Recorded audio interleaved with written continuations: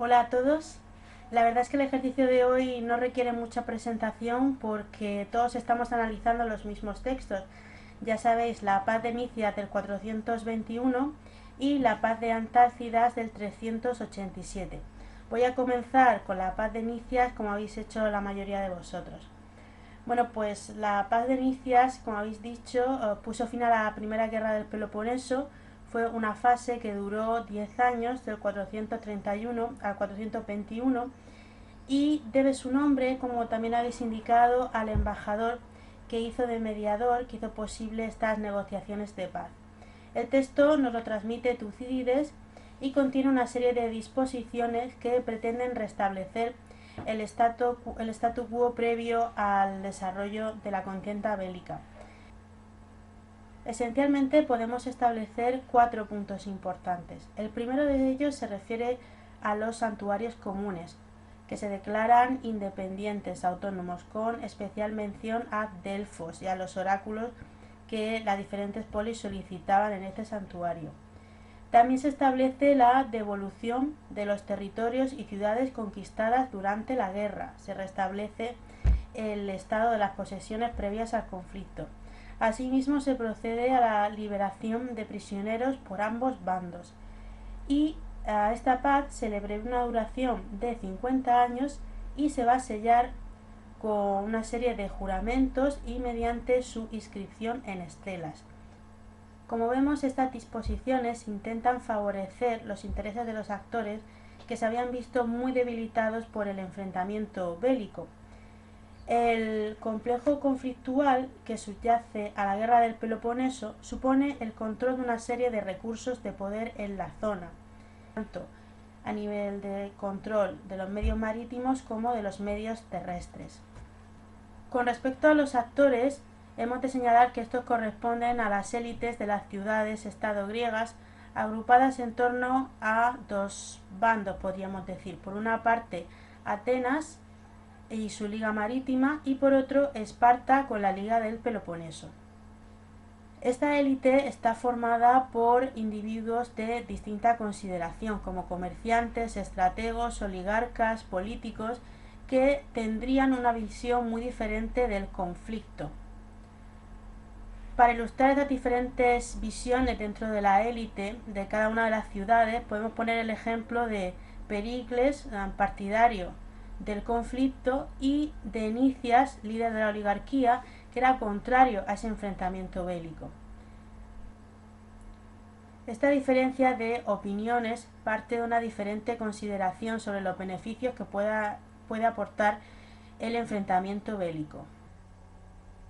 En el estudio de Minerva Alganza sobre el concepto de Irene y su significación, podemos ver cómo se entendía como un tiempo de tranquilidad frente a la conflictividad que generaba el enfrentamiento bélico. Esta era la idea platónica, como dice esta autora. En esta tranquilidad, los conflictos que siguen existiendo no se manifiestan violentamente, sino que se resuelven mediante alianzas, pactos, es decir, colaborativamente. En este sentido, la paz de Nicias insiste en la resolución pacífica de los conflictos y la continua renovación de los tratados. ¿Por qué era favorable para los oligarcas que representaba Nicias? Porque el contexto de tranquilidad evidentemente permitía que se desenvolviera con mayor facilidad el comercio y los intercambios comerciales, que eran el principal recurso para esta élite. El compañero Óscar Estevez hace referencia a su exposición a la existencia de unas élites primarias, que serían las de Atenas y Esparta, frente a unas élites secundarias que incluirían las de ciudades, digamos, de menor importancia, como por ejemplo Tebas. En este sentido yo comparto su opinión, pero me pregunto si no es consecuencia más bien de una distorsión debido a las fuentes de las que disponemos para analizar el conflicto y a la intención que pudiera tener Tucídides. Es complejo determinar el recurso de poder que está en juego en este conflicto, ya que en realidad supone un entramado complejo de distintos intereses. No obstante, la causa general es el creciente auge de Atenas, sobre todo a nivel marítimo, en detrimento del poder espartano.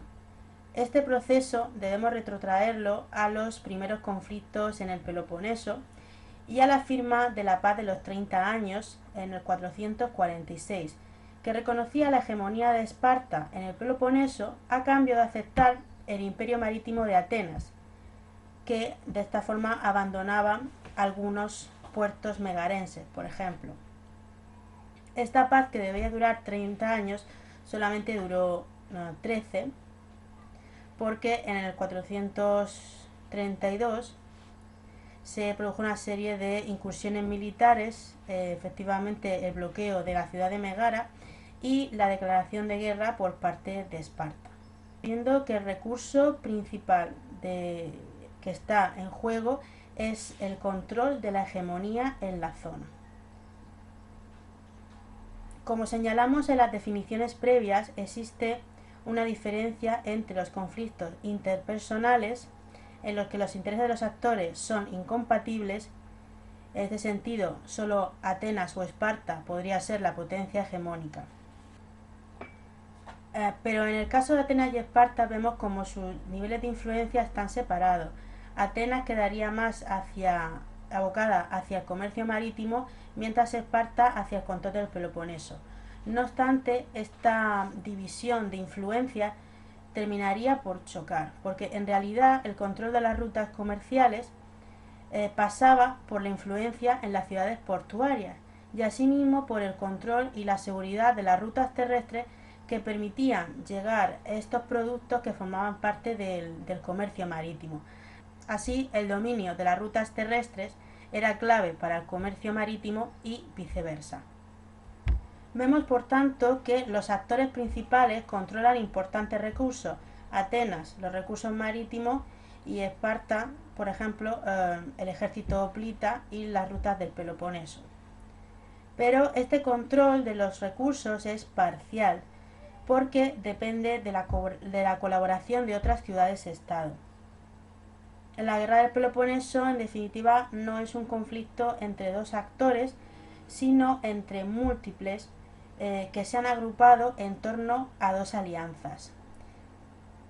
Es decir, es un complejo conflictual. Un ejemplo de esta multiplicidad de los actores lo encontramos en las referencias a las negociaciones y al envío de embajadores para concretar algunos puntos de los tratados. Es muy significativo que, posteriormente a la paz de Nicias, se produjera una alianza entre Atenas y Esparta. Esta alianza, que nos transmite también Tucídides, suponía una colaboración militar en el caso de que alguna de estas dos ciudades-estado o sus posesiones se viera atacada por un tercer enemigo. También incluso contempla, según Tucídides, una rebelión de esclavos, esta posibilidad. Es decir, vemos cómo estos dos actores pasan de ser competidores directos, como fueron en la guerra del Peloponeso, a temer la competencia de otros actores que están implicados en el conflicto. Se establece entonces un interés común que exige una colaboración por la defensa del papel preponderante de estas dos ciudades. Esto demostraría las conclusiones a las que llegamos sobre la acumulación de diferencial de poder. La competición por los recursos no tiene un fin único, un fin absoluto, sino que los objetivos son relativos, es decir, se producen o se establecen en comparación entre los actores. En conclusión, sobre el Tratado de la Paz de Nicias, podemos señalar que en cuanto a los conceptos que son objetos de estudio en este análisis, la guerra del Peloponeso debe entenderse como una manifestación violenta de un complejo conflictual que involucraba a diferentes actores, que son las élites de las polis griegas. Dentro de estas mismas élites también se generaba una disputa que se refleja en la existencia de partidarios del conflicto bélico y partidarios de las negociaciones de paz. Vamos a analizar ahora la paz de Antálcida del 387. Este tratado de paz que ponía fin al enfrentamiento conocido como Guerra de Corinto y que debe su nombre también a dos de los actores principales que están reflejados en este conflicto. Por una parte, Antálcidas, que es el embajador espartano que lleva a cabo las negociaciones de paz, y por otra también se la conoce, como habéis dicho en vuestras presentaciones, como la paz del rey, en referencia a la importancia de Artajerjes II y de la influencia de Persia en los asuntos griegos durante este momento. El texto nos lo transmite Jenofonte en su obra Helénicas. Vemos cómo tras un decreto de Artajerjes los embajadores comunican a las ciudades los intereses y las normas establecidas por el rey y cómo se intenta negociar algunos puntos, pero en líneas generales se mantienen las exigencias persas. Podemos ver claramente quiénes son los actores y sus representantes. Los embajadores representan los intereses de las élites. Un dato que difiere del tratado que acabamos de examinar es que la paz no se produce bilateralmente, sino que es mediante una asamblea conjunta. Esto ha sido muy destacado por los historiadores que han estudiado la paz de Antálcidas. Así, por ejemplo, César Formis señala que debe entenderse la guerra de Corinto como un conflicto panhelénico, en referencia a la multitud de actores y a su diversidad. En este sentido, la paz no se efectuaba en igualdad de condiciones entre los actores, sino que existía una jerarquía de poder que se mantenía mediante una diferente acumulación de diferencial de poder. ¿Y cuáles son los recursos que generaban este conflicto y esta competencia? Pues prácticamente los mismos que hemos visto en el tratado anterior. Económicamente, los recursos son muy importantes. El propio Jenofonte destaca el papel de Persia para sufragar a Corinto y Atenas contra Esparta. También es importante el papel del ejército mercenario y los gastos bélicos que generaba. Por ejemplo, se cita al estratega ateniense Conón, que ya había tenido protagonismo en la guerra del Peloponeso. Son necesarios también materiales para la construcción de las grandes flotas, del armamento de los mercenarios y del ejército hoplita. Es decir, la guerra genera unas necesidades. Quien tenga más recursos podrá armarse mejor y en este sentido presentará mejores condiciones para ganar o situarse favorablemente al final de la guerra. Son también importantes en los recursos utilizados la capacidad de abastecimiento.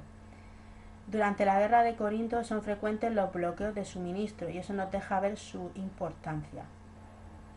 César Formis, por ejemplo, señala que los contendientes en la guerra estaban agotados tanto en cuanto a recursos humanos como en recursos financieros.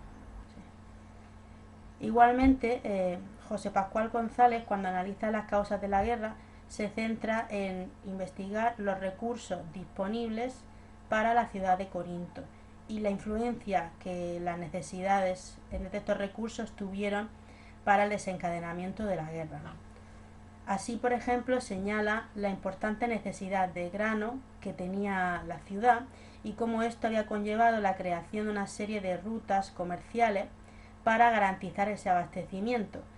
Evidentemente, estas rutas requerían de una estabilidad, como hemos señalado antes a la hora del concepto de Irene. La paz igual a estabilidad igual a seguridad de las rutas. Esta seguridad de las rutas era doble, por una parte la seguridad marítima y por otra parte la seguridad de las rutas terrestres. Todo este entramado hacía posible el abastecimiento. Señala José Pascual González que fue el desarrollo del sistema imperial espartano lo que impidió a Corinto poder recuperarse de la guerra del Peloponeso, porque amenazaba intereses y recursos importantes para Corinto. En relación a si el control de los recursos es total o parcial, Debido a la complejidad de los mismos, no creo que pueda ser total por parte de ninguno de los actores. En este sentido, tengo la duda de si podríamos incluir como recurso las alianzas. Ganarse el favor de un aliado poderoso mediante la colaboración permitía sumar recursos. Vemos cómo las alianzas son variables. Persia deja de apoyar a los atenienses por el auge que estaban tomando y comienza a apoyar a Esparta. El objetivo era no permitir que un actor pudiera disputarle su posición en la jerarquía, sino al contrario, ganarse un colaborador que ayudara a mantenerla, existiendo un beneficio mutuo para ambos, en este caso para Persia y para Esparta. Vemos cómo el control de los recursos es complejo y multidimensional, que genera por una parte competición y conflicto y por la otra colaboración. En la dinámica de poder se refleja muy bien en la actuación de Persia. No hay objetivos absolutos sino relativos. Bueno, como conclusión al análisis de los dos tratados, podemos señalar que estos documentos no son acuerdos pacíficos de colaboración, sino que son tratados de paz, es decir, se establecen después de un conflicto bélico y por tanto reflejan los resultados de este enfrentamiento. En el primer caso vemos cómo se pretende regresar al statu quo que favorece tanto a Atenas como a Esparta, que luego de hecho van a firmar una alianza para mantener esa posición hegemónica. Y en el otro tratado hemos visto cómo aparece un nuevo actor que es Persia y cómo genera una alianza con Esparta que es beneficiosa para los dos. La existencia de relaciones internacionales es evidente y la importancia de embajadores y de negociaciones para concretar los tratados se refleja en la fuente literaria. Estas alianzas y pactos junto a los enfrentamientos bélicos permiten ver las dos formas de solventar los conflictos entre los actores, formas de expresión violenta y formas de colaboración. Ambos documentos son manifestaciones de complejos conflictuales provocados por el interés en el control de los recursos en el Egeo. Su proyección en el tiempo es dilatada y duradera, es en realidad una constante competición entre los distintos actores que vemos reflejada en la guerra del Peloponeso y también en la guerra de Corinto. Este conflicto subyace en las relaciones de poder durante toda la antigüedad griega.